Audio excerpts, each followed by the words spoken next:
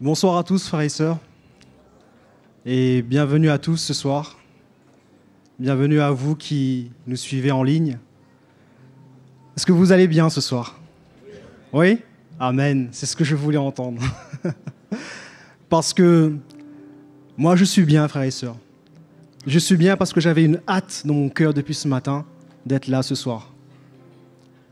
Pas parce que je vais me tenir devant vous, mais parce que je savais que j'allais être dans la présence du Seigneur. Ces quelque temps, je dirais que cette soif n'était pas forcément étanchée, si on peut dire ça comme ça. Étanchée, c'est le bon mot. Mais je savais que c'est pas pour autant que le Seigneur ne va pas honorer la disposition de mon cœur. Et ce matin, je savais que ce soir, j'allais être là et j'avais vraiment cette joie dans mon cœur. Et c'est ce que je voudrais vous transmettre avant qu'on commence cette réunion. J'aimerais qu'on puisse vraiment être dans la joie ce soir. Et je réalise, frères et sœurs, à quel point le Seigneur m'emmène petit à petit, au rythme qu'il juge être le bon, de grandir dans la foi. Et je me vois qu'il me permet d'expérimenter des petites choses chaque jour. Et je me dis, Seigneur, mais quelle grâce. Combien de personnes dans ce monde n'ont pas encore peut-être la chance d'expérimenter ça? Et ce matin même, juste pour terminer, je n'étais pas très bien en allant au travail et dans mon cœur, je me disais, Seigneur, restaure-moi. Et vous savez, en un claquement de doigts, frères et sœurs, en un claquement de doigts, j'ai senti cette paix venir dans mon cœur. J'ai senti ce miracle se faire dans mon cœur.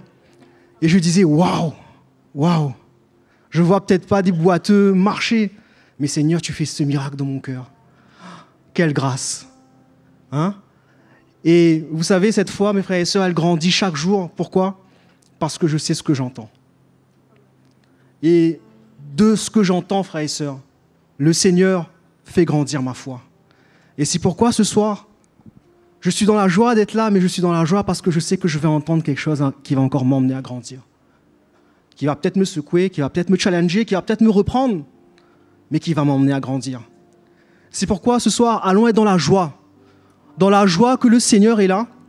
Parce que frères et sœurs, votre frère, votre sœur qui est à côté de vous, c'est une partie du Seigneur en personne. Et quelle grâce d'avoir l'Esprit du Seigneur en nous, et quelle grâce d'être dans la présence de l'Esprit du Seigneur ce soir. Donc allons nous lever, et allons vraiment le louer de tout notre cœur. Allons exprimer cette joie ce soir, frères et sœurs. Amen. Amen. Mon cœur se réjouit dans ta bonté, dans ta présence. Il y a tant de réjouissance chaque matin. Tu es tout près quand vient le soir.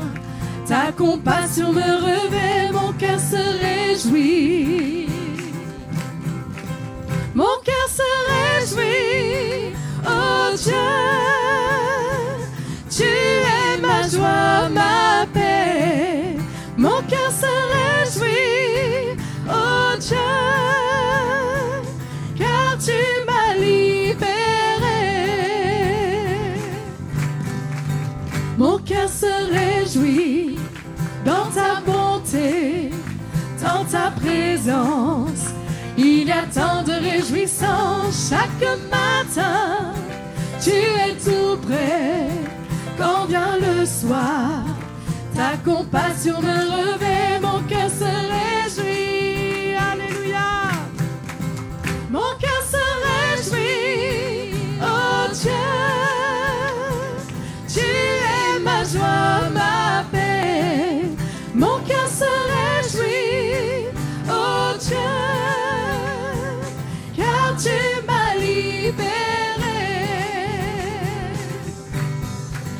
Mon cœur se réjouit dans ta bonté, dans ta présence.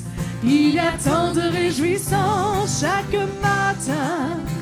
Tu es tout près quand vient le soir. Ta compassion me revêt, mon cœur se réjouit. Mon cœur se réjouit, oh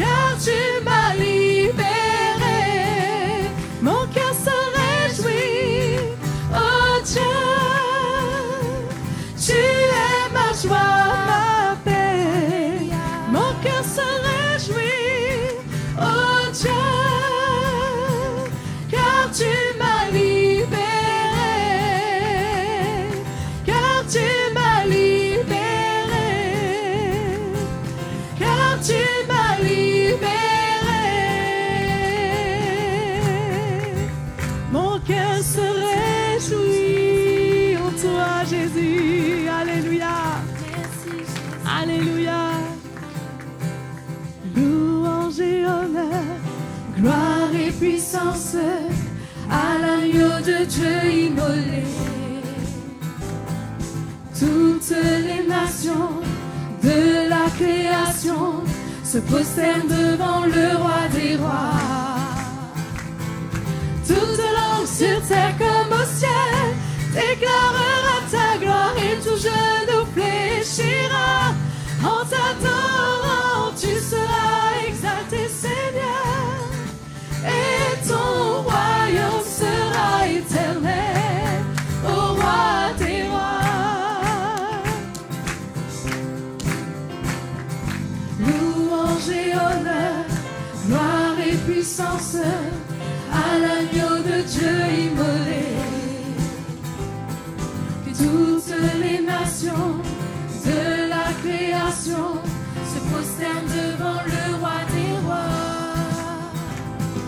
Toute langue sur terre comme au ciel déclarera ta gloire et tout genou fléchira. En t'adorant, tu seras exalté, Seigneur, et ton royaume sera éternel, ô roi des rois.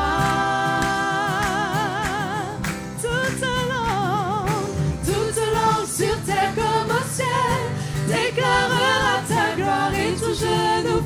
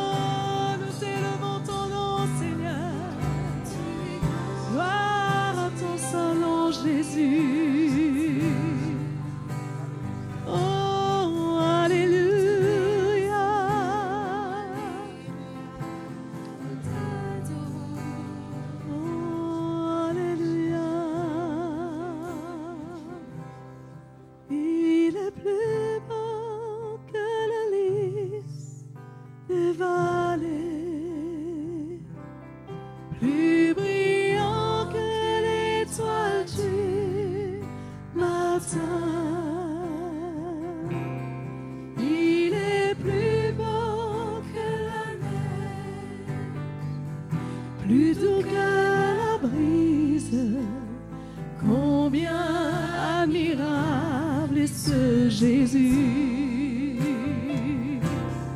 Il est plus beau que le lys des vallées, plus brillant que l'étoile du matin.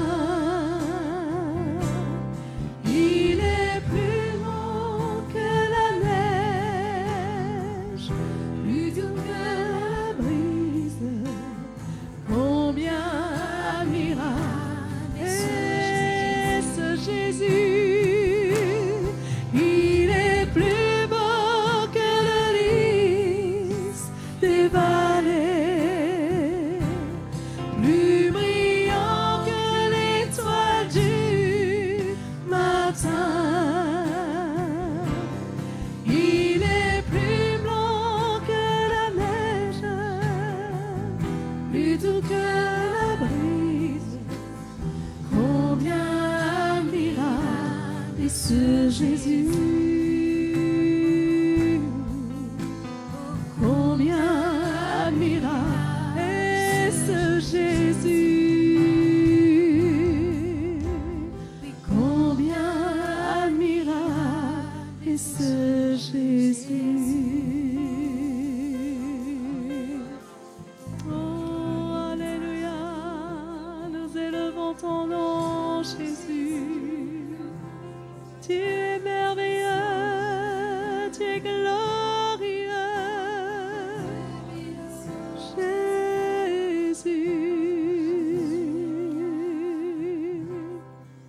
Alléluia.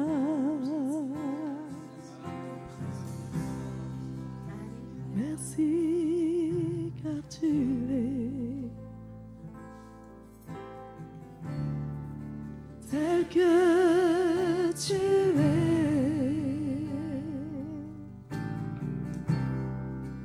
Merci car tu es ma lumière et ma vie. Jésus,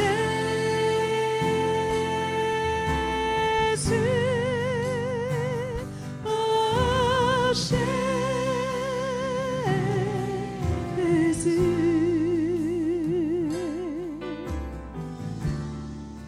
Merci car tu es l'étoile du matin.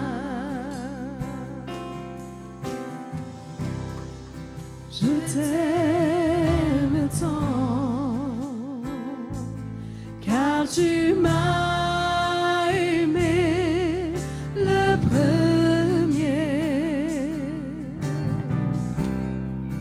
Ta douce main m'a libéré.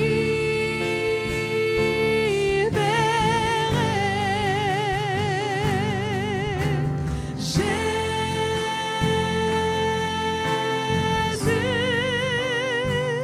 oh Jésus,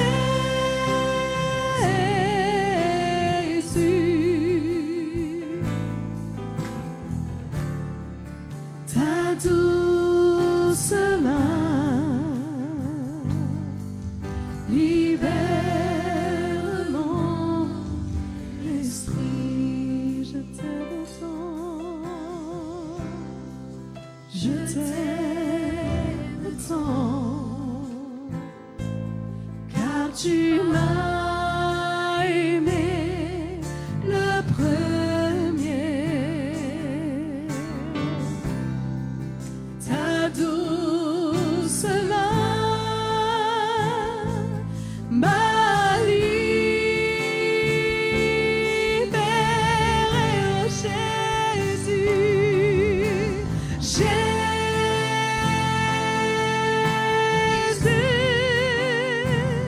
oh Jésus.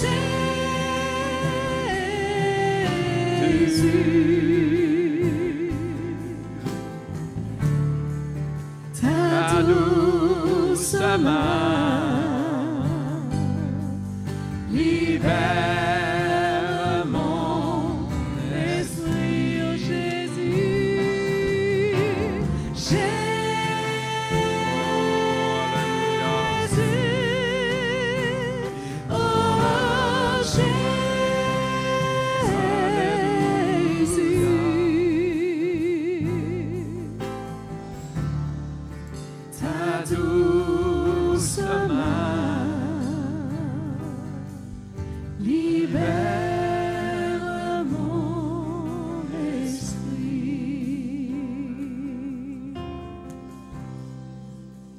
merci car tu es l'étoile du matin.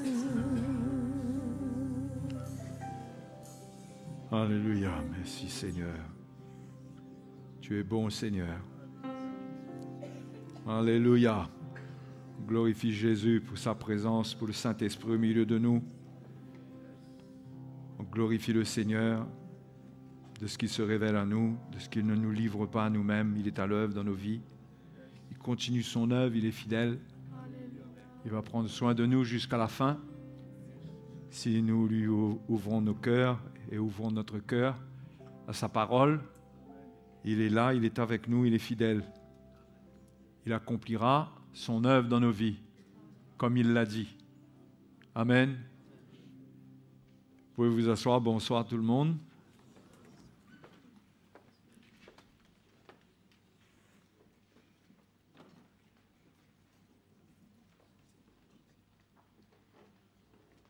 C'est bon de se tenir là ce soir dans la présence de Dieu. Et dans ces derniers temps, ces temps de ténèbres, combien nous avons besoin de la lumière de la parole de Dieu pour nous conduire. C'est d'elle dont nous avons besoin pour traverser cette période de ténèbres. Cette dernière période, nous croyons que le monde va traverser. La période de la grande tribulation vient. Certains disent qu'elle a même commencé. Je ne veux pas m'étendre là-dessus. Tout le monde a une idée, une opinion particulière de la fin des temps. Mais même si nous n'avons pas toute la lumière des événements, nous pouvons voir qu'avec tout ce qui se passe, comment il faut être prêt. Hein? Et on ne peut pas être prêt par nous-mêmes. C'est la parole du Seigneur qui doit être notre fondement. Hein? C'est avec elle qu'il faut aligner nos vies.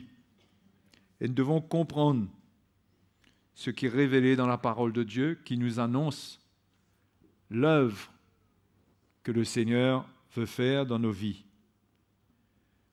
Parce que si nous ratons cette œuvre, nous serons faibles, les épreuves nous mettront par terre, nous ferons abandonner la vie chrétienne, la foi, et ce serait dramatique pour nous. Donc nous avons besoin de son œuvre, et comme son œuvre n'est pas un coup de baguette magique d'un jour, c'est une œuvre progressive, nous devons être sûrs que nous sommes dans le train qui mène à la maturité, qui mène à la perfection. On ne va pas se retrouver tout d'un coup à destination. Je parle de la maturité, mais il faut ouvrir notre cœur jour après jour au Seigneur, être dans une communion avec lui pour répondre devant lui de ce qui se passe dans notre conscience par le Saint-Esprit qui nous parle, qui nous reprend, qui nous corrige, qui nous instruit. Comment nous voulons être ouverts pour accepter ce qu'il nous dit, et cela nous donne l'assurance qu'il nous fera grâce. Parce que Dieu fait grâce aux humbles, il résiste aux orgueilleux. Ceux qui ne veulent pas écouter, ceux qui ont leur propre voix, ce sont ceux qui se préparent à collaborer avec l'iniquité, à s'éloigner des voies de Dieu. Mais nous ne sommes pas de ceux-là, n'est-ce pas? Hein? Rassurez-moi. Donc c'est surtout, je dis moi, mais bon, c'est surtout à vous-même que vous avez besoin de vous rassurer. Parce que votre âme, votre salut, il faut le garder précieusement. Hein? Et les choses invisibles de Dieu, tout ce qui concerne la foi, ça ne peut pas être gardé par l'intelligence. C'est la parole de Dieu qui nous montre ce qui est invisible, les choses du cœur, les choses spirituelles. Donc, aucun homme ne peut, avec son intelligence, établir des voies et prétendre être en train de faire la volonté de Dieu. Il faut que ce soit la parole que Dieu a transmise, qui révèle ce qui est caché.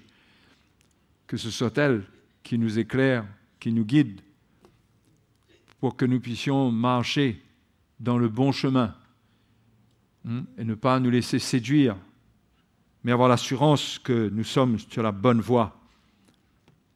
Et ce qui nous rassure, c'est notre obéissance à la parole de Dieu. Ce n'est pas notre manière de comprendre, ce n'est pas de dire « moi je crois que c'est comme ça ». L'autre dit « ben moi je crois que c'est plutôt comme ça ».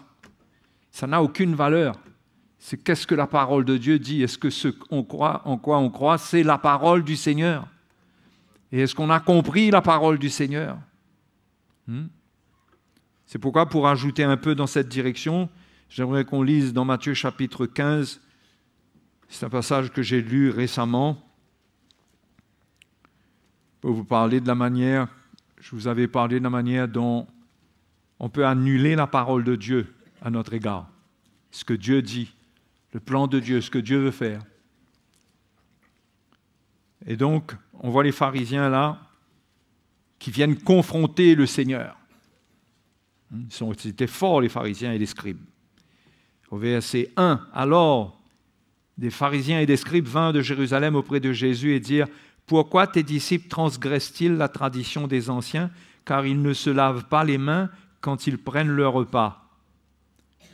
Et là, Jésus leur répondit, « Et vous, pourquoi transgressez-vous le commandement de Dieu au profit de votre tradition ?» Parce que c'était une tradition, se laver les mains avant de manger et de croire qu'en le faisant, on était pur. On contribuait à se purifier. Et c'était une tradition. Et ils avaient beaucoup de traditions comme ça. Et Jésus leur donne un exemple, il dit, « Car Dieu a dit au nord, ton père et ta mère, et celui qui maudira son père ou sa mère sera puni de mort. Mais vous, vous dites, celui qui dira à son père ou à sa mère, ce dont j'aurais pu t'assister est une offrande à Dieu, n'est pas tenu d'honorer son père ou sa mère. Vous annulez ainsi la parole de Dieu au profit de votre tradition. Hypocrite, Ésaïe a bien prophétisé sur vous quand il a dit, ce peuple m'honore des lèvres, mais son cœur est éloigné de moi. C'est en vain qu'il m'honore en enseignant des préceptes qui sont des commandements d'hommes.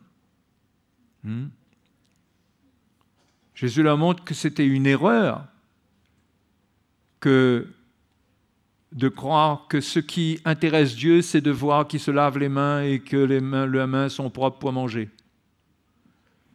Il dit que ce n'est pas ça qui souille l'homme, parce que les Écritures sont là pour montrer à l'homme son état, pour qu'il se repente, pour qu'il se tourne vers le Sauveur, vers Jésus, pour être sauvé, pour être pardonné des péchés, et pour que Dieu ôte de leur cœur le péché, et pour que leur cœur ne reste pas loin de Dieu. C'est le péché qui garde le cœur de l'homme loin de Dieu. Ésaïe l'a dit dès le début de son chapitre, comment il dit, ce sont vos péchés qui mettent une séparation entre vous et moi. Quand on n'est pas converti à Jésus, le péché nous sépare carrément de Dieu. C'est-à-dire qu'il n'y a aucune relation qui existe entre Dieu et nous. Mais quand nous appartenons au Seigneur, nous pouvons nous retrouver avec un cœur qui s'éloigne de Dieu, bien que nous soyons des enfants de Dieu. Et nous devons comprendre que l'œuvre de notre salut, bien que nous soyons enfants de Dieu, nous sommes nés de nouveau, nous avons la vie éternelle, il y a un travail qui doit continuer dans notre cœur. Et c'est ce que Jésus va leur montrer dans tout ce passage. Parce qu'il va leur montrer que ce n'est pas se laver les mains, ce n'est pas là le problème. Au verset 10, il va dire, ayant appelé à lui la foule, il lui dit, « Écoutez et comprenez, ce n'est pas ce qui entre dans la bouche qui souille l'homme, mais ce qui sort de la bouche, c'est ce qui souille l'homme. » Alors ses disciples s'approchèrent et lui dirent, « Sais-tu que les pharisiens ont été scandalisés des paroles qu'ils ont entendues ?» C'est normal, ça allait contre ce qu'ils concevaient. Ils étaient dans leur tradition. Et Jésus répondit, « Toute plante que n'a pas plantée mon Père Céleste sera déracinée. Laissez-les, ce sont des aveugles qui conduisent des aveugles. Si un aveugle conduit un aveugle, ils tomberont tous deux dans une fosse. C'est pourquoi il faut faire attention qui on suit. Qui dit quoi? Lorsqu'on suit quelqu'un, qu'est-ce qu'il dit? Est-ce que c'est le fruit d'un aveuglement, de la séduction, ou bien c'est la vérité? Pierre, prenant la parole, lui dit, explique-nous cette parabole. Et Jésus dit, vous aussi, êtes-vous encore sans intelligence? Ne comprenez-vous pas que tout ce qui entre dans la bouche va dans le ventre, puis est jeté dans les lieux secrets? Mais ce qui sort de la bouche vient du cœur, et c'est ce qui souille l'homme. C'est ce qui sort de la bouche qui souille l'homme, ce n'est pas ce qui entre dans la bouche. Ce qui entre dans la bouche, c'est obligatoire, c'est obligatoirement la nourriture, les choses matérielles. Ce n'est pas ça qui souille l'homme, c'est ce qui sort de l'homme. Quand il parle, la manière qu'il s'exprime, la manière qu'il vit. Et Jésus dit, mais ce qui sort de la bouche vient du cœur et c'est ce qui souille l'homme, car c'est du cœur que viennent les mauvaises pensées, les meurtres, les adultères, les débauches, les vols, les faux témoignages, les calomnies. Voilà les choses qui souillent l'homme, mais manger sans s'être lavé les mains ne souille point l'homme. Ça a dû les confronter parce qu'ils ont dû s'identifier dans la liste que le Seigneur a donnée là. Les mauvaises pensées, les meurtres, les adultères, les débauches, les vols, les faux témoignages, les calomnies. Je ne dis pas que le Seigneur leur parlait directement, les visait, mais cela montrait leur état à eux aussi. Et donc le Seigneur leur montre d'où vient le problème de l'homme et comment le résoudre. Ce n'est pas en se lavant les mains, ce n'est pas en pratiquant des traditions, mais c'est en gardant la parole de Dieu. Ce n'est pas en annulant la parole de Dieu, c'est en la gardant, en la respectant. Et donc, si le problème vient du cœur, et ici, le Seigneur nous décrit l'état du cœur, il présente cela, je dirais, un peu comme une pieuvre avec une grosse tête. Vous avez déjà vu une pieuvre? Avec toutes ces tentacules. Vous avez une tête, puis vous avez... je ne saurais pas te décrire exactement, mais autour... il y a des tentacules. Et la tête, c'est les mauvaises pensées, à mon avis. C'est du cœur que viennent les mauvaises pensées. Et à partir de là, il y a de la pensée, il y a les meurtres, il y a les adultères, il y a les débauches, il y a les vols, les faux témoignages, les calomnies. C'est pourquoi ce qui doit être tué, ce n'est pas essayer de couper les tentacules, c'est tuer la tête. Si on coupe une tentacule, ça ne va pas régler le problème. Si on coupe la tête, si on tue la tête, on écrase la tête. Ça résout le problème. Et le problème, c'est la pensée de l'homme, les mauvaises pensées. Le mot grec veut dire, c'est dialogismos, ça parle d'un raisonnement intérieur, une manière de raisonner en soi-même. Être dans des raisonnements. Et la parole de Dieu nous met en garde contre nos faux raisonnements. Parce que c'est ça qui développe, lorsque ces raisonnements prennent le dessus, votre cœur ne s'aligne pas avec la parole de Dieu, et c'est là que le péché trouve un accès, trouve une force. On arrive à justifier des choses que Dieu n'approuve pas, parce que c'est cette tête-là qui est en contrôle. Le domaine de la pensée, le domaine de l'intelligence de l'homme. Et c'est ça, quand on dit que le plus grand ennemi de l'homme, c'est sa chair. Mais dans sa chair, son plus grand ennemi, c'est son intelligence, c'est sa pensée. Et quand je dis son intelligence, il ne faut pas dire « moi, je ne suis pas quelqu'un de très intelligent, donc je n'ai pas de problème ». Non, tout le monde a une intelligence de ce que je parle là. Une manière de raisonner. Et ça, c'est notre grand ennemi parce que la pensée de l'homme, c'est ce qui l'amène à combattre la parole de Dieu, à résister à la parole de Dieu. C'est de là qu'on développe de la justification, on explique, on justifie, au lieu simplement d'accepter la pensée de Dieu, la parole de Dieu. Et on voit un exemple dans la parole du Seigneur, que vous connaissez tous maintenant, puisque on a dû citer cela maintes reprises. C'est dans 2 Corinthiens chapitre 11, lorsque Paul s'adresse aux Corinthiens concernant ce qui s'est passé avec eux. Au verset 3, chapitre 11, il leur dit, « Toutefois, de même que le serpent séduisit Ève par sa ruse, je crains que vos pensées ne se corrompent et ne se détournent de la simplicité à l'égard de Jésus-Christ. Car si quelqu'un vient vous prêcher un autre Jésus que celui que nous avons prêché, ou si vous recevez un autre esprit que celui que vous avez reçu, ou un autre évangile que celui que vous avez embrassé, vous le supportez fort bien. » Donc, si ce que l'on reçoit, ce n'est pas la pure doctrine de Christ, cela va construire dans notre pensée un autre Jésus, va nous faire avoir une communion avec un autre esprit, recevoir un autre évangile, et cela n'aura plus rien à voir avec la vérité qui est en Christ. Et il n'y a que Jésus, par sa vérité, qui peut nous libérer. La vérité pure, pas la vérité mélangée. Une vérité mélangée, ce n'est plus une vérité.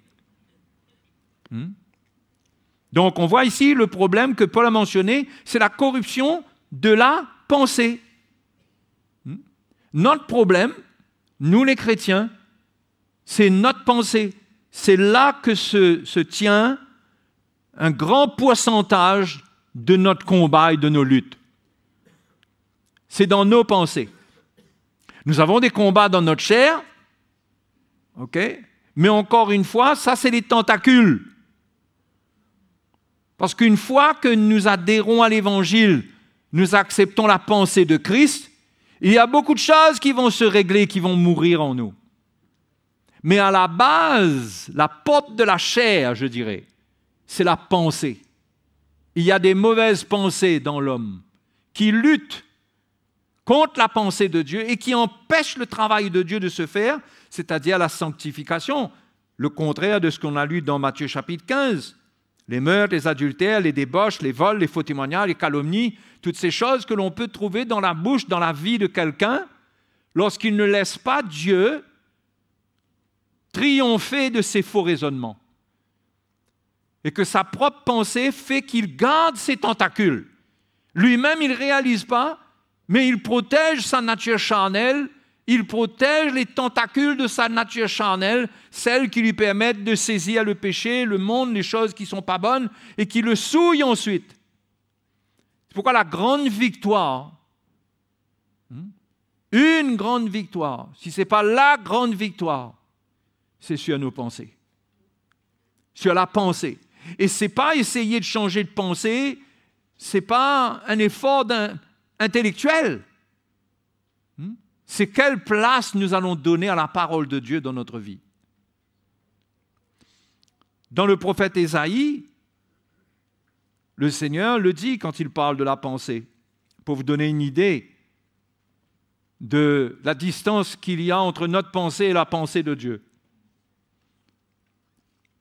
Verset 6, Ésaïe 55. Vous y êtes? Cherchez l'Éternel pendant qu'il se trouve et invoquez-le tandis qu'il est près. Que le méchant abandonne sa voie et l'homme d'iniquité ses pensées. Qu'il retourne à l'Éternel qui aura pitié de lui, à notre Dieu qui ne se lasse pas de pardonner. Et qu'il abandonne ses voies, ses pensées, et qu'il retourne à l'Éternel parce que c'est la pensée de l'homme qui le garde loin de Dieu. Encore une fois. Qu'il retourne à l'Éternel qui aura pitié de lui, à notre Dieu qui ne se lasse pas de pardonner. Car mes pensées ne sont pas vos pensées, et vos voix ne sont pas mes voix, parce que les pensées produisent des voix. C'est à partir de notre pensée, de ce que l'on a dans notre pensée, qu'on suit une voix. On ne peut pas suivre une voix qui n'est pas dans notre pensée. D'accord ? On vit ce que l'on conçoit dans notre pensée, dans notre intelligence. L'intelligence, c'est la manière de voir la vie. C'est la manière de comprendre la vie. Si on est esclave d'un mode de pensée qui n'est pas selon Dieu, on va vivre selon ce mode de pensée. Et le Seigneur dit que mes pensées ne sont pas vos pensées et vos voix ne sont pas mes voix, dit l'Éternel. Autant les cieux sont élevés au-dessus de la terre, autant mes voix sont élevées au-dessus de vos voix. Et mes pensées au-dessus de vos pensées. Ah, vous voyez, hein? Quand la pensée de Dieu, elle est au-dessus. Mais alors, c'est pourquoi la conversion ne peut être qu'un miracle. Parce que personne ne peut aller de lui-même, de sa pensée, vers la pensée de Dieu. La distance est infinie. Il faut un miracle. Il faut la nouvelle naissance, il faut le Saint-Esprit pour réconcilier, pour pouvoir prétendre à la réconciliation de la pensée, de notre pensée avec celle de Dieu, de telle manière que nous ne posséderons que la pensée du Seigneur. Et c'est ça qui nous libère, c'est lorsque nous avons la pensée du Seigneur.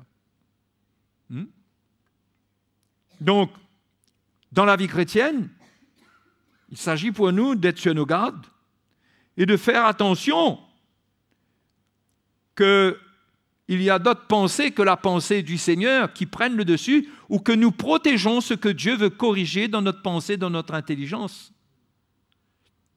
Que nous protégeons cela.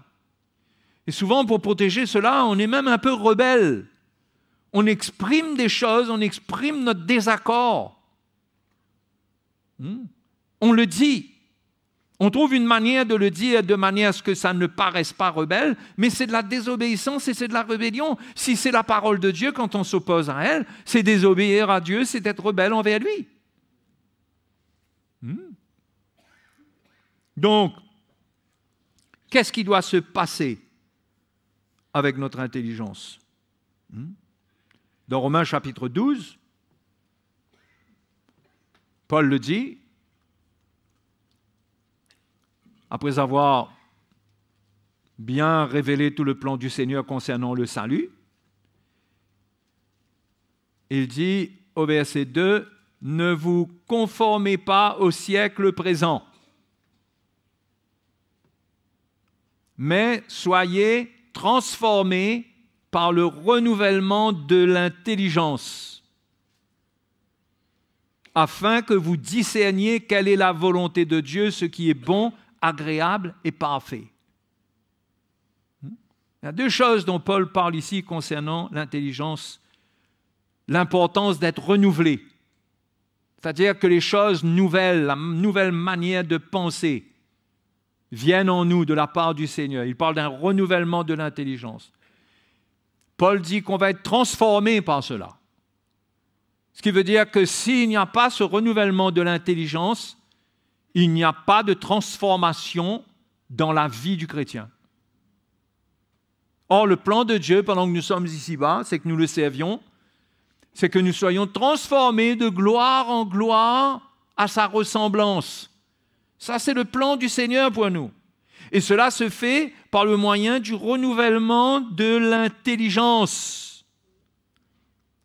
Donc, le renouvellement de l'intelligence prend une place importante dans l'accomplissement du plan de Dieu pour notre vie.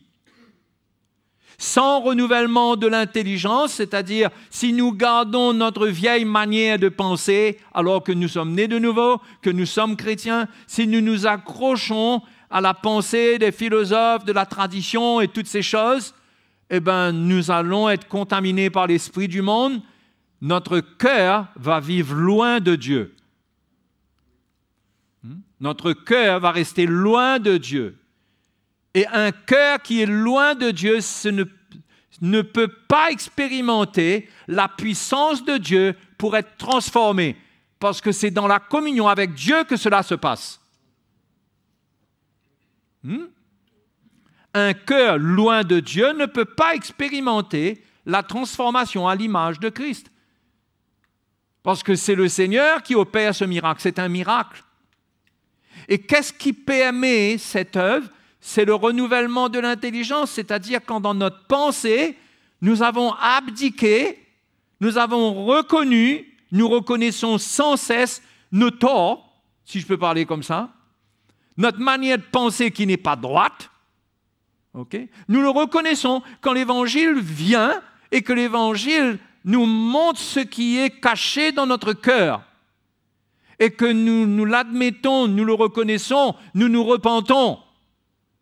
Eh bien là, nous sommes en plein dans le processus du renouvellement de l'intelligence parce que nous avons accepté la pensée de Dieu qui vient corriger ce qui n'est pas bon et nous nous humilions et Dieu lui-même nous transformera, fera son œuvre en nous.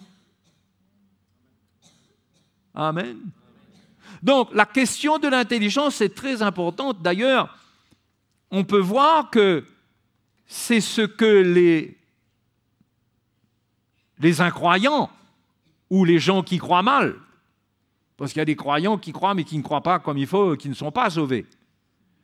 On peut être religieux, croire en Dieu.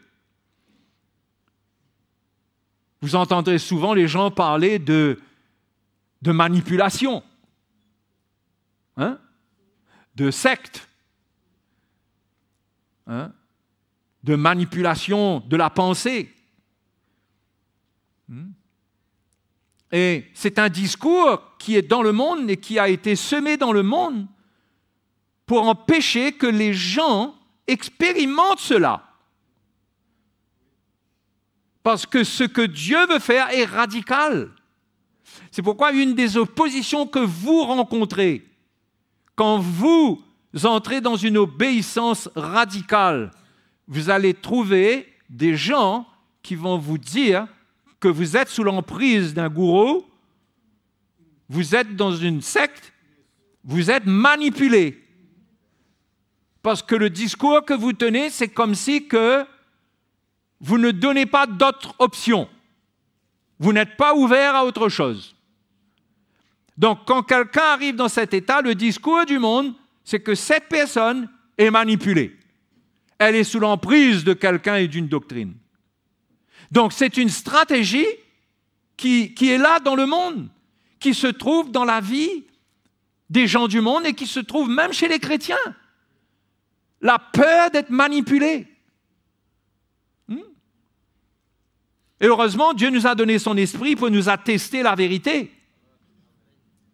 Et c'est le témoignage du Saint-Esprit qui est plus grand que le témoignage des hommes qui l'emporte sur ce genre de raisonnement. Sinon, on ne se donnerait pas à l'œuvre de l'Évangile. On serait toujours en train de se demander, se poser des questions sur l'authenticité de ce qui est en train de se passer, ce qui se dit. Mais c'est le témoignage de l'Esprit qui est plus fort que cela. Et gloire à Dieu. Dieu sait comment nous donner la victoire dans ce genre de situation. Mais malgré tout, on peut prendre beaucoup de temps pour se laisser persuader. Parce qu'on peut être encore armé de cette pensée en nous, cette crainte, cette peur qui crée en nous des réserves. Et l'on ne réalise pas que ce sont des réserves qui sont exprimées face à la vérité. Mais c'est un faux raisonnement qui peut être là, qui nous retient, qui nous garde captifs. Parce que nous n'arrivons pas à nous donner à l'Évangile tel que c'est enseigné. Nous avons notre propre discours, nous avons nos opinions, nous avons notre propre sagesse. Et tout cela vient du fait que notre intelligence, elle a été contaminée. Elle porte une part de corruption. Elle a besoin d'être renouvelée. Et les chrétiens qui ont été déçus par des fausses doctrines, par des faux docteurs, ils portent cela fortement en eux. Ils ont une méfiance terrible, à tel point qu'ils n'arrivent plus à goûter à la vérité, à s'ouvrir à la vérité. Ils restent bloqués derrière les barreaux que le diable a mis, dans la prison dans laquelle l'ennemi les a mis et les a encerclés, en leur faisant peur à cause des déceptions, à cause de la tromperie dont ils ont été victimes. Mais la manière dont Dieu construit son peuple et libère son peuple n'a pas changé. La vérité qu'il a depuis le commencement n'a pas changé. Donc il y a une œuvre que le Seigneur doit faire. Et comment nous, à un niveau ou à un autre, nous pourrions bien être captifs de raisonnement. de manière de penser. Dans 2 Corinthiens, chapitre 10,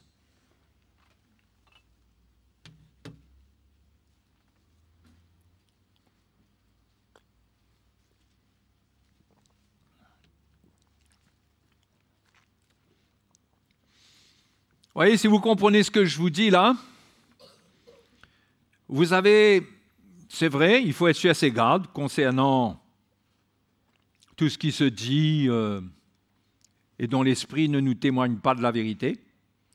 Mais vous devez être sur vos gardes, premièrement, par rapport à vous-même. Par rapport à vous-même. Et attention, que c'est vous qui êtes en train de vous mettre en prison. Que c'est vous qui restez derrière les barreaux de la prison. Vous-même.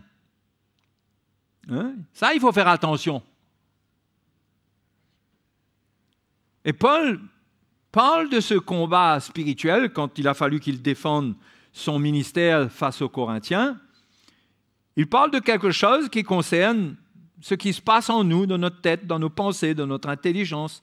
Le verset 3 dit « Si nous marchons dans la chair », 2 Corinthiens chapitre 10, « nous ne combattons pas selon la chair, car les armes avec lesquelles nous combattons ne sont pas charnelles, mais elles sont puissantes par la vertu de Dieu pour renverser des forteresses. » Ce n'est pas des forteresses matérielles, ça, parce que les ennemis ne sont pas des ennemis naturels. Ça parle de choses spirituelles qui sont puissantes, au point que Paul donne l'image d'une forteresse. Il parle aux Corinthiens, là. Hein? Les Corinthiens, ils s'étaient tournés vers un autre évangile, ils s'étaient retrouvés dans des forteresses dans leur tête. Et Paul leur dit, au verset 5 ensuite, « Nous renversons les raisonnements et toute hauteur qui s'élève contre la connaissance de Dieu. Et nous amenons toute pensée captive à l'obéissance de Christ. » C'est-à-dire les pensées qui sont prisonnières des raisonnements, des faux raisonnements, nous les amenons en captivité à l'obéissance de Christ. Pour devenir libre, il faut que notre ancienne manière de penser devienne captive. Notre manière de penser devienne captive de Christ. Et c'est la puissance de l'Évangile qui fait ça. Parce que quand Paul parle des âmes qui ne sont pas charnelles, il parle de la puissance de l'Évangile qui, par la vertu de Dieu, renverse les forteresses. Oui. C'est pourquoi cela témoigne d'une chose, cela témoigne de l'importance de l'onction de Dieu dans l'Église à un niveau d'autorité porté par des ministres de l'Évangile qui sont spécialement désignés pour cela, qui sont spécialement oints pour cela, et que lorsqu'ils annoncent l'Évangile, ce n'est pas juste des encouragements qu'ils amènent, mais c'est un travail qui brise les forteresses, qui renverse les raisonnements. C'est un travail de confrontation avec la pensée de l'homme, entre la pensée de Dieu et la pensée de l'homme. Hein? Et l'Église doit être d'accord pour ce combat-là. On doit être d'accord pour ce combat-là. On doit savoir qu'on a des choses en nous qui doivent être renversées. Tout ce qui s'oppose à la connaissance de Dieu, toutes les hauteurs, l'orgueil qu'il peut y avoir, qui s'élève contre la connaissance de Dieu.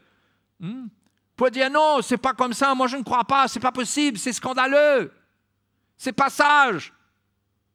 Tout ce qui s'élève en nous, parce qu'on ressent une menace, tout cela doit être renversé par la vertu de Dieu, par la puissance de l'Évangile. L'Évangile n'est pas un message qui caresse dans le sens du poil. L'Évangile n'est pas un petit message, un petit calmant, un petit médicament que l'on donne comme ça, dans notre crise de mal de tête. L'Évangile, c'est une puissance pour renverser et pour planter la parole de Dieu, la pensée de Christ. Et les frères et les sœurs, si vous voulez grandir rapidement dans le Seigneur, ça doit commencer là. Si ça ne commence pas là, vous n'irez pas plus loin. Parce que ça n'ira pas plus loin que votre pensée. Ça n'ira pas plus loin que le travail que Dieu doit faire dans votre pensée. Il doit y avoir un renouvellement de l'intelligence. Je ne sais pas si vous réalisez l'importance de ce que je suis en train de vous dire. Hein? L'importance. Mais on est un peu comme Pierre, si je veux regarder l'exemple de Pierre. Dans Matthieu chapitre 16, verset 21. Matthieu 16, 21. Est-ce que ça va tout le monde? Hein? Bon. Profitez de l'Évangile pendant qu'on peut prêcher. Hein? On ne sait pas si on pourra prêcher longtemps, hein, mais profitez bien. Dès lors, Jésus commença à faire connaître à ses disciples qu'il fallait qu'il aille à Jérusalem, qu'il souffre beaucoup de la part des anciens, des principaux sacrificateurs et des scribes, qu'il soit mis à mort et qu'il ressuscite le 3e jour. Pierre, quand Pierre entend cela, qu'est-ce qu'il entend là, Pierre? Il entend que Jésus est en train de dire qu'il ne sera plus avec eux. D'accord? Quand Pierre pense que Jésus ne sera plus là, il se dit, mais comment on va faire? C'est pas possible. Finalement, Pierre cherche, dans sa manière d'agir vers le Seigneur, il cherche à sauver le Seigneur, mais en réalité, c'est sa propre vie qu'il veut sauver. Et c'est là-dessus que le Seigneur va le reprendre.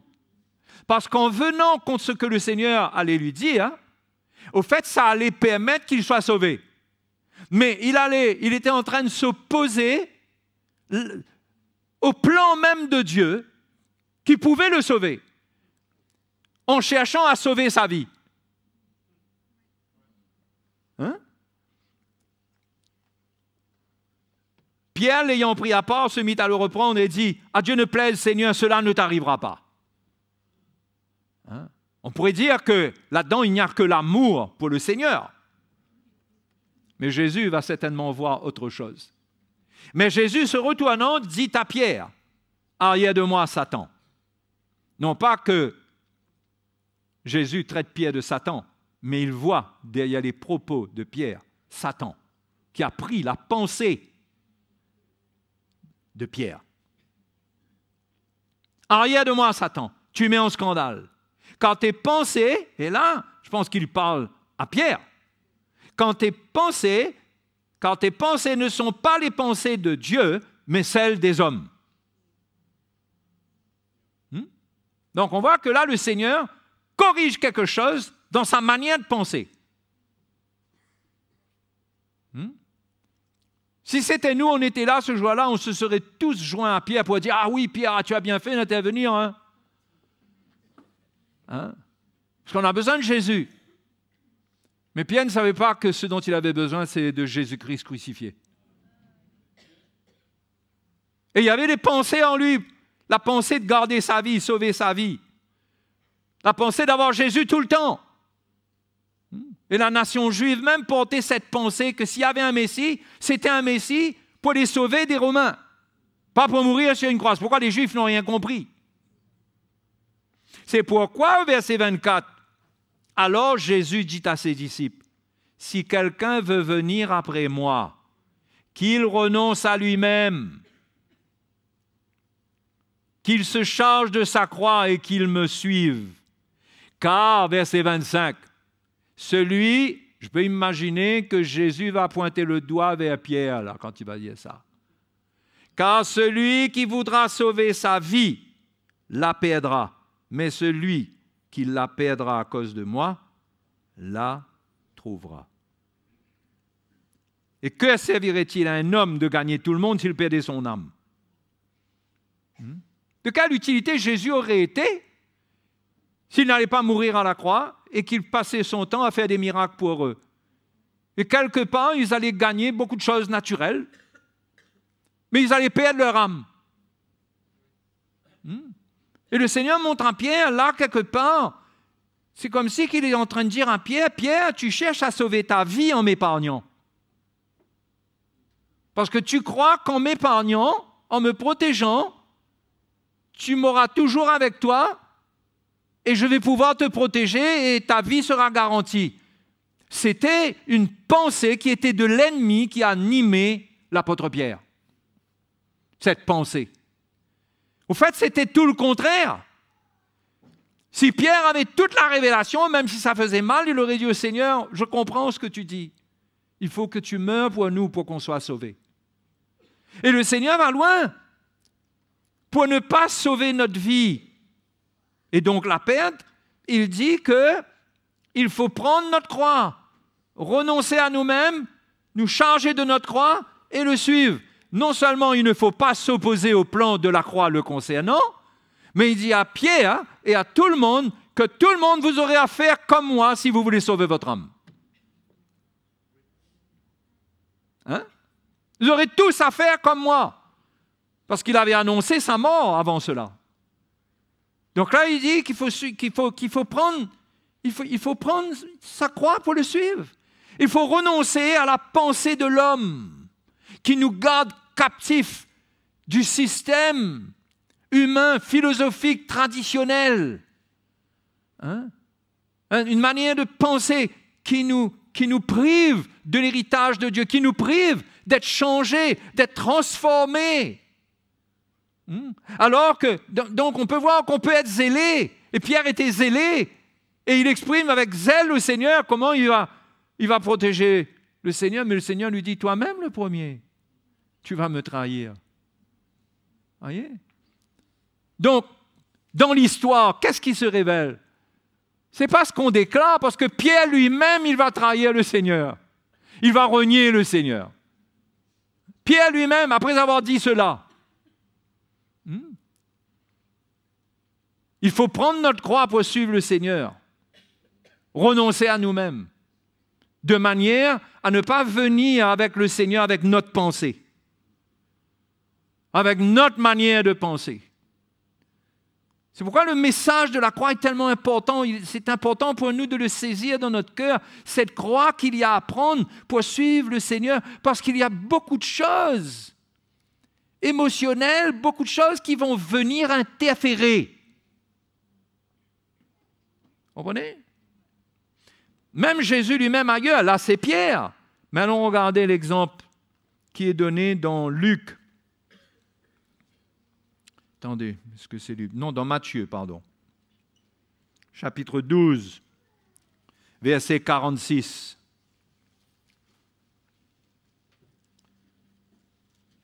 Comme Jésus s'adressait encore à la foule, voici sa mère et ses frères qui étaient dehors cherchèrent à lui parler. Quelqu'un lui dit, voici ta mère et tes frères sont dehors, ils cherchent à te parler.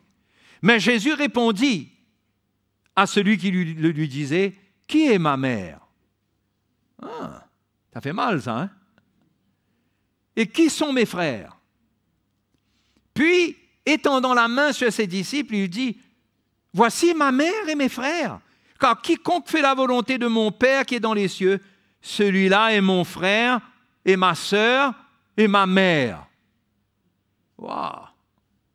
Ça, c'est une révolution qui va contre toute raison humaine.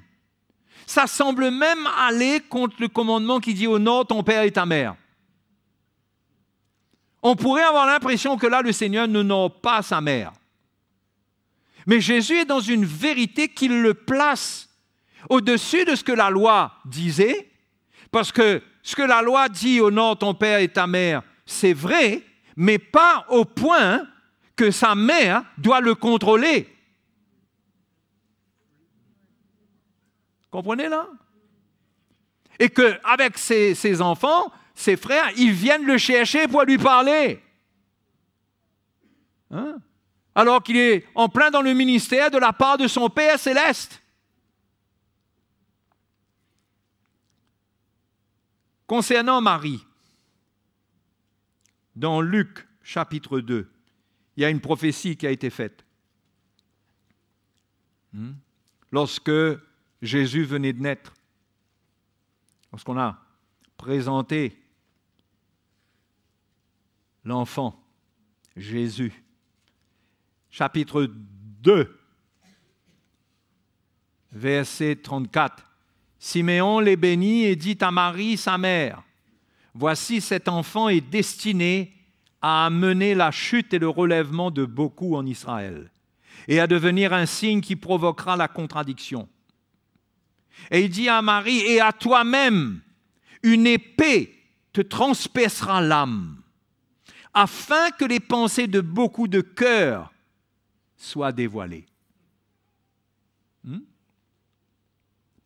Voyez, c'est quoi cette épée-là qui devait transpercer l'âme de Marie?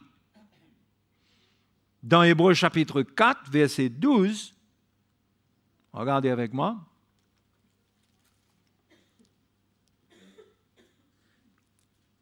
Car la parole de Dieu est vivante, efficace, plus tranchante qu'une épée quelconque à deux tranchants, pénétrante jusqu'à partager âme et esprit, jointure et moelle. Elle juge les sentiments et les pensées du cœur.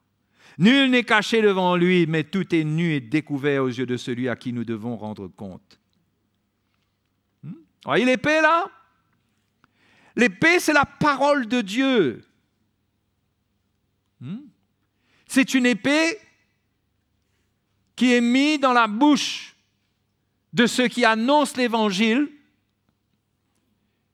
et qui intervient dans les profondeurs du cœur de l'homme. Mais Marie, elle a goûté à cette épée-là, sûrement ce soir-là. Il y a une épée qui a transpercé son âme. Comment mon fils, qu'est-ce qu'il a dit? Est-ce qu'il est en train de me renier? Est-ce qu'il est en train de dire publiquement que je ne suis pas sa mère? Il a vraiment dit cela?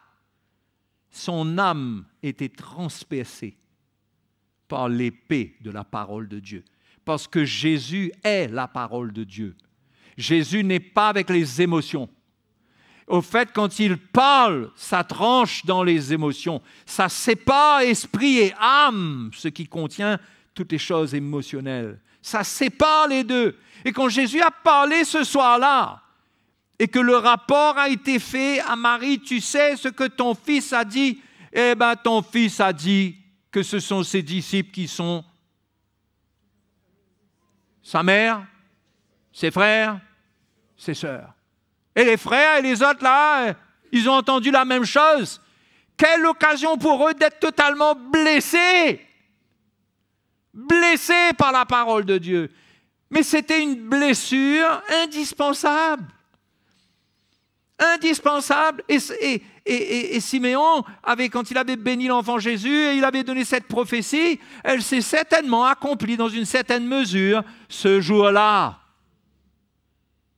Quand la parole de Dieu est venue, non pas lui dire, Jésus n'a pas dit, « Oh, j'arrive parce qu'il est écrit au nord ton père et ta mère. » Mais il a parlé de ceux qui font la volonté de mon Père. Ceux-là sont ma mère, mes frères, mes sœurs. Ouh, c'est chaud, hein? Et dans combien de situations la parole de Dieu agit en nous comme cette épée et on dirait que ce n'est pas juste. Ce n'est pas normal qu'on nous dise ça.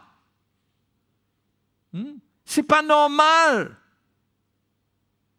qu'on me dise de me séparer de ceux qui vivent dans le péché. Ça peut être ta famille. Oui, ça peut être ta famille. Je parle de ceux de l'Église, là. Je ne parle pas de ceux du dehors. La Bible dit concernant ceux qui se nomment frères, si quelqu'un vit dans la débauche, dans le péché, dans toutes ces choses, de ne pas manger avec lui, de ne pas le fréquenter. Comment peut-on dire des choses pareilles? C'est une épée qui tranche dans nos émotions parce que ça vient toucher au cœur de papa, au cœur de maman quand il s'agit de l'enfant, ou au cœur des jeunes quand il s'agit de leurs parents, enfin je ne sais pas. mais ça vient toucher à quelque chose de profond. Et ça fait mal. Mais c'est une blessure dont la Bible dit que l'Éternel blesse, mais l'Éternel guérit. Hein? C'est la pensée, cette parole de Dieu nous donne la pensée du Seigneur. Rappelez-vous ce que Ésaïe a dit, cette pensée, elle est élevée au-dessus des cieux, elle est élevée. Hein?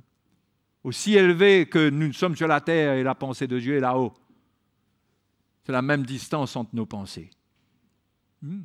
Donc ça fait un clash, ça fait un choc quand il y a des choses qui nous sont dites ou que nous lisons et que nous réalisons et que Dieu nous dit, ça nous choque. Mais je pense que nous n'avons pas d'autre choix que de nous humilier et d'accepter que Dieu a raison. Hein? Que Dieu a raison. Donc, la question est jusqu'à quel point Dieu est sage?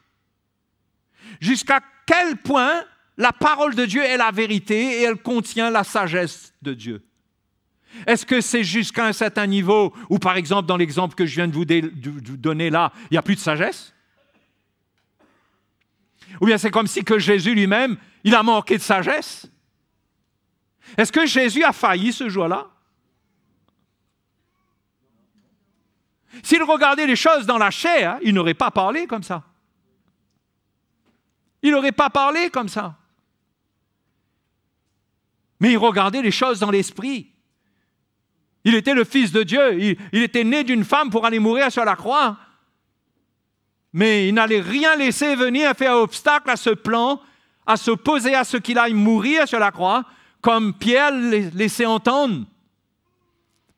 Et quand vous prenez le chemin de la croix, dans ce chemin, il y a de l'opposition qui vient au travers de votre pensée pour vous arrêter. C'est pourquoi, à la base, la vie chrétienne est une conversion, c'est-à-dire un choix. On a choisi par la grâce de Dieu de suivre le Seigneur, de prendre notre croix et de suivre le Seigneur. Regardez Luc chapitre 14. Luc chapitre 14. Et ce que je suis en train de dire ici, ce n'est pas renier nos parents, renier nos enfants. Non, non, non, non. C'est une attitude dans l'esprit où pour sauver notre âme, nous ne voulons pas compromettre la vérité. Nous voulons continuer même si tout le monde s'arrête dans la maison.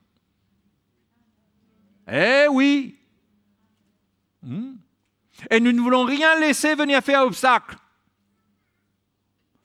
Parce que Jésus dit que, s'il dit cela, il dit que sa mère et ses frères et sœurs, ce sont ceux qui font la volonté de Dieu. Ben dites-moi, vous, qui est votre mère?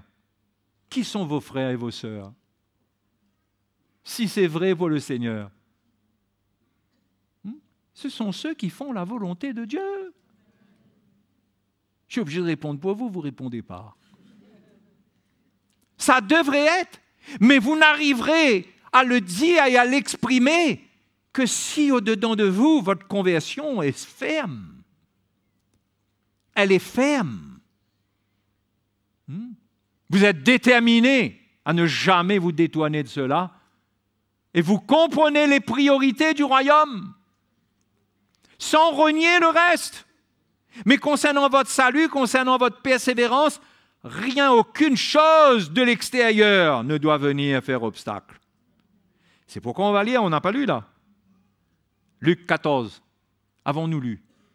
Non. De grandes foules faisaient route avec Jésus. Hein? Le verset 25. De grandes foules faisaient route avec Jésus. Ah, la foule. Elle aime suivre le Seigneur, la foule. Mais sans prendre leur croix. Vous comprenez? La foule aime Jésus. On peut faire partie de la foule qui aime Jésus et qui va faire route avec lui. Et là, il se retourna et leur dit, Là encore, c'est une parole glacée. Si quelqu'un vient à moi, sans me préférer à son père, à sa mère, à sa femme, à ses enfants, à ses frères et à ses sœurs, et même à sa propre vie, il ne peut être mon disciple. Et quiconque ne porte pas sa croix et ne me suit pas, ne peut être mon disciple. Wow! C'est-à-dire la grande foule suivait le Seigneur, mais il suivait le Seigneur pour les bénédictions du Seigneur. Il suivait le Seigneur parce que le Seigneur allait les bénir, allait intercéder pour eux, allait leur donner à manger, allait les guérir. Voyez? Et dans cette mentalité-là, ils n'étaient pas en train de renoncer à leur propre vie, là. Ils suivaient le Seigneur pour leur propre vie. Il faut établir la vérité. 2000 ans après, il est temps de rétablir la vérité. Ils n'étaient pas en train de renoncer à leur vie. Ils suivaient le Seigneur pour leur vie. C'est pourquoi le Seigneur leur a dit qu'il faut renoncer. Il dit non seulement il faut renoncer à papa, maman, la femme, les enfants et tout, qui est une attitude de cœur. Ce n'est pas l'abandon du foyer. D'accord? Parce qu'il faut bien remettre les choses dans leur contexte. Il parle d'une attitude dans le cœur, d'une détermination. Et il ajoute, et même sa propre vie, qu'il doit renoncer même à sa propre vie. Parce que cette foule qui le suivait, ils ne renonçaient pas à leur vie. Et c'est là l'épée qui jaillit de la bouche du Seigneur, la parole de Dieu, qui vient et qui tranche au milieu de cette foule-là. Et là, je peux vous dire qu'il y a une séparation dans cette foule-là. Il y a ceux qui sont prêts à suivre le Seigneur, à renoncer à leur propre vie, et il y a ceux qui réalisent tout d'un coup que, qu'est-ce qu'il est en train de dire? Ah non, nous on est d'accord avec les miracles, on reconnaît, tu es le Messie, tu peux faire les miracles et tout, mais qu'est-ce que tu veux dire par là, par renoncer à ma propre vie? Et vous voyez, c'est là le bout de faire attention à la manipulation intervient. Parce que le monde va toujours avancer cet argument. Ceux qui ne comprennent pas, même les chrétiens charnels, qui ne comprennent pas les voies du Seigneur et la croix du Seigneur, vont toujours avancer cet argument, qui est presque pareil du reste, pour vous éviter de renoncer à votre vie. Parce que quand vous renoncez à votre vie, là, quoi? Tu as renoncé à ta vie? Mais tu es manipulé, bonhomme. Où tu es rendu? Quand le monde constate cela, la persécution vient pour vous. La famille ne va pas comprendre. Mais pourtant, Jésus l'a déjà dit, il nous a déjà averti, si on veut être son disciple, il faut prendre notre croix. Prendre notre croix, ça veut dire quoi? Eh bien, on fait mourir, on est prêt, on ne répond pas à ce qui est charnel, même dans la vie de ceux qui sont proches. On n'accepte pas qu'ils nous détournent.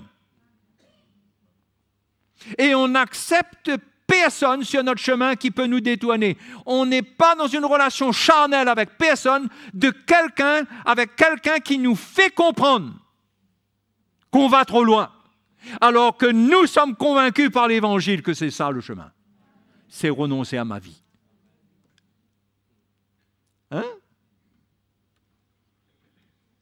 Et tout ça, ça se passe dans la tête, dans la pensée. Quand je dis dans la tête, c'est là. La pensée de l'homme peut être remplie de forteresses. Et c'est ça qui crée des limites. Ça crée des limites. Je suis d'accord. Je suis venu à 2 réunions, je suis d'accord. 3e réunion, j'étais d'accord. Mais là, ça chauffe trop, là. Mais l'Évangile veut nous amener tous vers la vérité. Et la vérité, Pierre a essayé de s'opposer à la vérité. Marie, dans ses émotions, n'a pas compris. Elle cherchait à interférer, comme si elle avait le droit là, de dire à Jésus, arrête ta réunion, là, viens. Personne n'a le droit d'interférer dans la vie de quelqu'un. On ne peut pas accepter, on ne peut pas avoir de préférence autre que le Seigneur. C'est le Seigneur, lui en premier. C'est lui qui va m'amener au ciel, c'est lui. Et c'est sa vérité qui me délivre, qui me libère, pour que je ne tombe pas dans des pièges que le monde me tend. C'est son esprit qui me fortifie pour que je n'abandonne pas la course, pour que je ne fasse pas cas avec le chantage des gens et du monde. Si on me menace, mais mon chemin est tracé.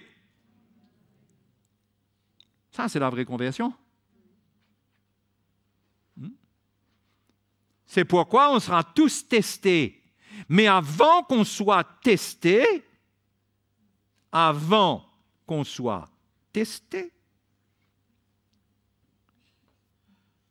lire quelque chose. On va retourner. Je crois que c'était dans Jérémie, chapitre 17. Vous vous souvenez? Hein?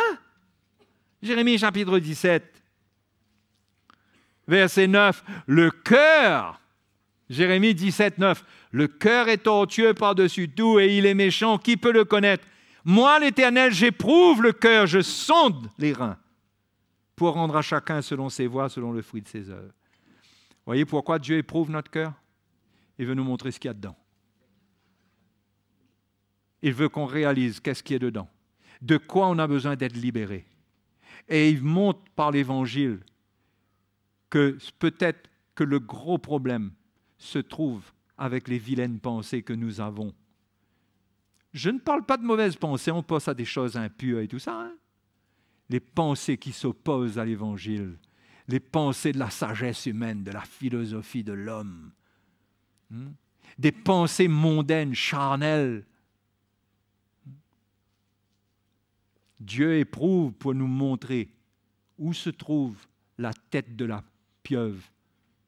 C'est ça, c'est notre manière de raisonner, notre manière de penser qui crée en nous des raisonnements au lieu simplement d'accepter la simplicité de l'Évangile et de voir que c'est vrai. Ça nous anime, c'est là, c'est en moi, je me repens.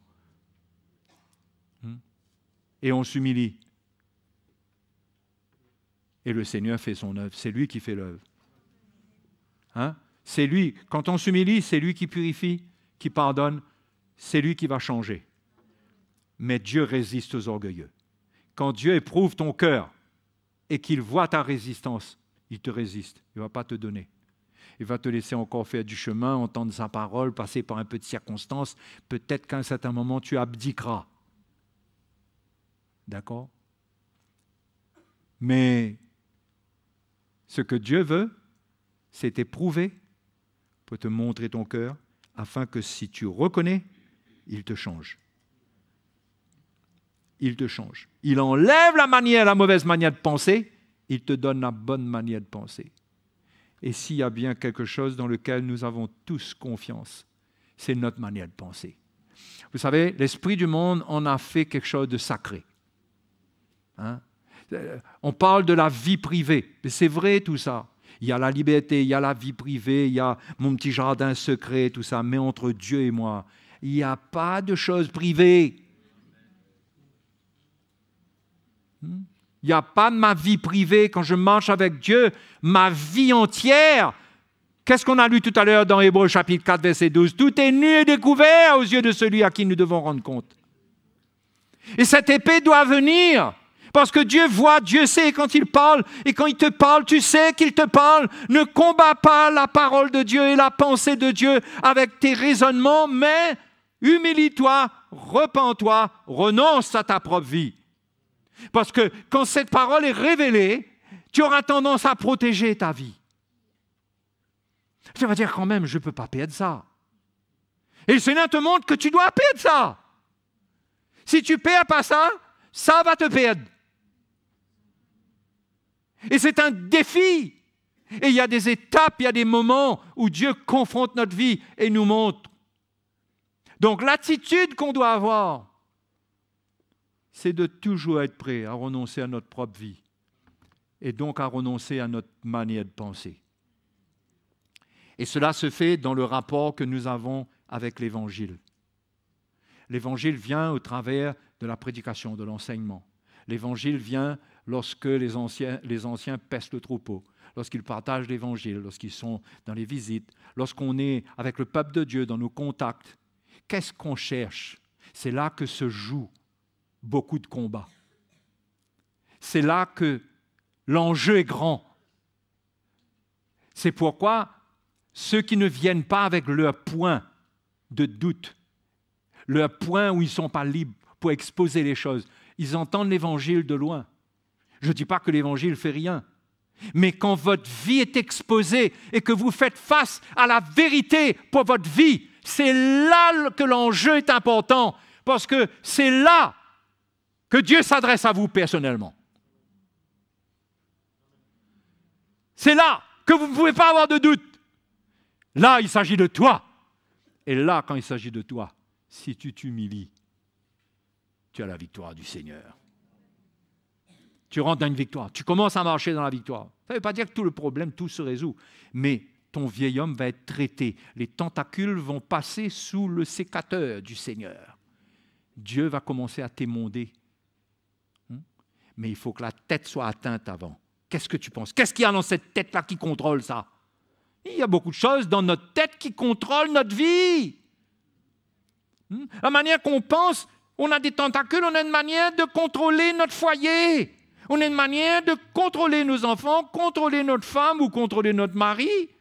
On a une manière de contrôler les choses dans la manière qu'on pense. Mais si la manière de penser, c'est la pensée du Seigneur, ces tentacules-là, à la limite, pas besoin de couper. Elles se sanctifient. Elles ne contrôlent plus. Elles aident juste à caresser, à faire du bien, à nourrir. Pas encercler pour étouffer. Non? Comprenez l'image? Donc, c'est un encouragement ce soir, une exhortation à céder devant l'Évangile. Cela ne peut être possible que lorsque vous êtes convaincu qu'il s'agit de l'Évangile. Mais je crains que plusieurs, certains, je ne dirais pas beaucoup, je ne sais pas si plusieurs, un petit peu plus faibles, certains en tout cas, c'est un peu plus faible.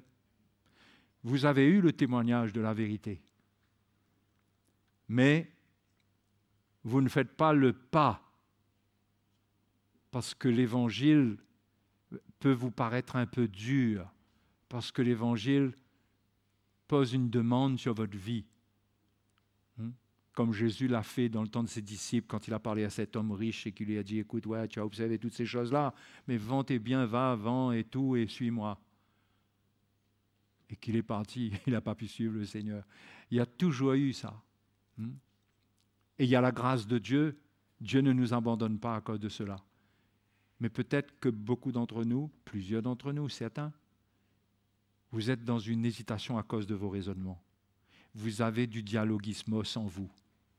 Vous avez un raisonnement intérieur qui est fort, votre tête travaille. Et vous croyez que ça va vous protéger. Non, ça vous protège de l'œuvre de Dieu. Ça vous prive de l'œuvre de Dieu. Lâchez votre vie. À l'Évangile. L'évangile, je ne parle pas de l'homme, là, l'Évangile. Et l'Évangile appliquera, exercera son autorité et son triomphe sur votre vie. Amen. OK. Eh bien, je crois qu'après avoir prié cela, on va prier. Avoir parlé cela, on va prier. Hein? Alléluia. Jésus est vivant. Hein? Vous êtes instruits, là? Vous voyez, pour vous, là, c'est la parole de Dieu? On interprète ça n'importe comment, là, ou bien c'est OK, là?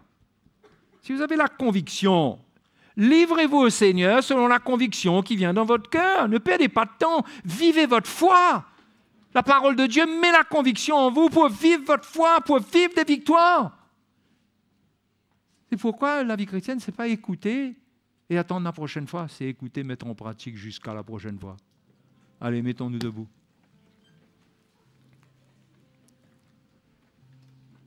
Alléluia. Que Dieu nous éclaire. Qu'il nous éclaire de plus en plus. Et je vais vous dire à moi, face à cet évangile-là? Ceux qui ne sont pas droits, ceux qui ne sont pas clairs, ceux qui ne sont pas vrais. Tant que cet évangile-là est là, cet évangile a de l'autorité. Et ceux qui ne s'alignent pas prennent le risque de s'éloigner de Dieu aussi.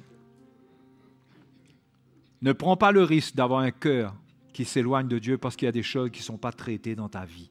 Parce que tu n'acceptes pas que la tête de la pieuvre soit traitée. Mais acceptons, humilions-nous. Donc ce soir, chacun se tient devant le Seigneur. Amen. Ce n'est pas comme tous les soirs. C'est peut-être le même mouvement, on se met debout après la prédication. Mais ce n'est pas la même chose. Ce soir, tu as entendu l'Évangile d'une certaine manière. Dieu t'a parlé de certaines choses. Et qu'est-ce qui est important? C'est que tu pries. Tu donnes à Dieu la réponse de ton cœur ou tu ne donnes rien. Ça serait dommage pour toi. Je t'encourage, si le Seigneur t'a parlé ce soir, de répondre au Seigneur. De lui répondre, de reconnaître. Il y a de l'orgueil, reconnais. Et si toi, tu es connecté sur Internet, vous êtes là derrière les écrans, et vous aussi, vous réalisez que l'Évangile parle à votre cœur. Parle, mais cette vérité, elle doit prendre votre cœur. Et je vous encourage à vous tenir avec nous aussi, et qu'on puisse prier, que vous aussi chez vous, vous puissiez prier et mettre votre vie et votre cœur devant Dieu. C'est très important pour le Seigneur de voir si vous vous humiliez ou si vous résistez à Dieu. Seigneur, merci pour ton peuple qui s'assemble dans une soif de ta parole. Tu connais ceux qui ont besoin de faire un pas. Et tu as le pouvoir de saisir leur cœur pour qu'ils se livrent à toi, sans murmure, sans hésitation, qu'ils puissent se livrer à toi de tout leur cœur, sans douter, mais dans une foi, une conviction entière. Je prie, Seigneur, que ton œuvre va s'accomplir dans leur vie, qu'ils vont accepter la véracité de ton évangile, de ta parole, et que cela va changer leur vie. Cela amènera une transformation. Seigneur, tu es puissant, tu connais les cœurs qui sont là. Interviens ce soir, agis dans le cœur de tes enfants. Oui, Seigneur, qu'ils n'aient pas peur de ta parole, parce que ta parole, d'apparence menaçante, elle l'est pour la chair, mais en réalité, elle est libératrice. Elle nous délivre de nous-mêmes, de ce qui nous cause des problèmes, de nos raisonnements. Seigneur, tu envoies ta parole et tu nous guéris. Tu envoies ta parole dans nos pensées et tu nous guéris. Tu enlèves les faux raisonnements, tu renverses les faux raisonnements, les forteresses. Seigneur, amène ton peuple dans une autre sécurité, dans une vraie sécurité. Avec toi, selon ta parole, sur le fondement de ta parole, et non pas sur le fondement des raisonnements humains. Seigneur, que ta main soit puissante dans les cœurs ce soir, qu'il y ait une détermination croissante dans leur cœur pour se tenir pour ta parole, pour l'œuvre, pour l'avenir, le plan que tu as pour eux, pour te servir d'eux, faire d'eux des instruments pour toi. Merci Seigneur pour ta grâce qui est là pour nous tous ce soir. Nous te bénissons. Alléluia. Qui veut bénir le Seigneur ce soir? Qui est reconnaissant au Seigneur? On veut entendre la vérité, on veut entendre la vérité, on veut l'entendre et l'entendre. Elle nous rend libres, nous voulons être d'accord avec elle. On veut l'entendre, qu'elle nous libère. Glorifions le Seigneur ce soir. Bénissons-le. Alléluia. Merci Seigneur, merci. Tu es bon Seigneur, tu es bon. Tu es bon, tu es bon. Qui est comparable au Seigneur? Qui est comparable à sa sagesse? Il a dit, je rendrai nulle l'intelligence des intelligents, je détruirai la sagesse des sages. Sa sagesse est élevée, ses pensées viennent tout écrabouiller. Fini.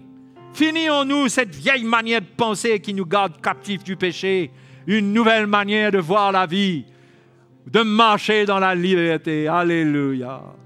Gloire à Jésus, gloire à Jésus, gloire à Jésus. Oh, qu'on puisse le bénir ce soir. Nous ne soyons pas timides, les frères et les sœurs, qu'on s'exprime en élevant nos voix, en le louant, en le célébrant. En le célébrant dans la liberté. Alléluia. Merci Seigneur, merci Seigneur. Car je me suis libre qu'en marchant dans ta volonté. Car je me suis libre qu'en marchant dans ta volonté, car je ne suis libre qu'en marchant dans ta volonté, car je ne suis libre qu'en marchant dans ta volonté.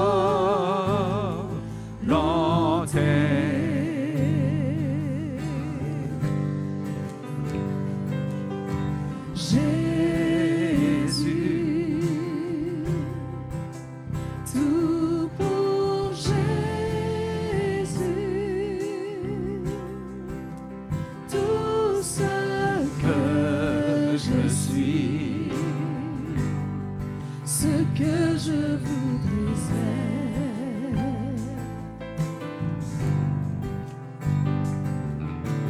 Tous mes plans, toutes mes ambitions,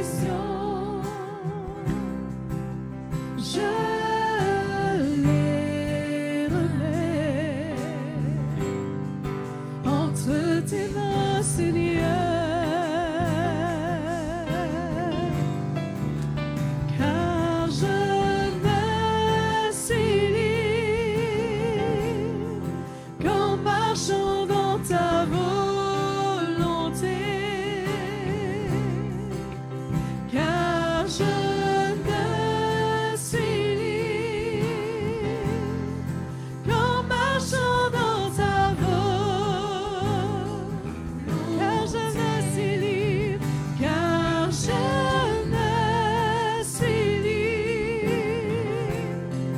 qu'en marchant dans ta volonté.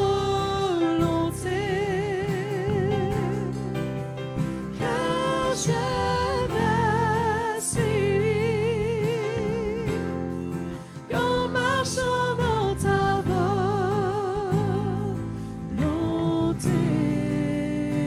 Oh Jésus, Jésus,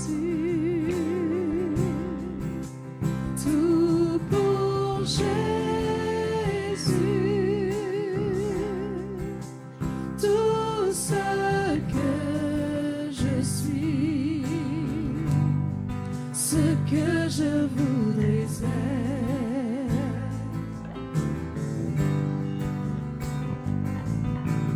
Tous mes plans, toutes mes ambitions, je les remets entre tes mains, Seigneur. Alléluia. Car je me suis libre qu'en marchant dans ta volonté. Car je me suis libre qu'en marchant dans ta volonté. Car je me suis libre, alléluia, qu'en marchant dans ta volonté. Car je me suis libre qu'en marchant dans ta volonté. volonté. Dans la gloire, Jésus. Seigneur, nous voulons te remercier ce soir.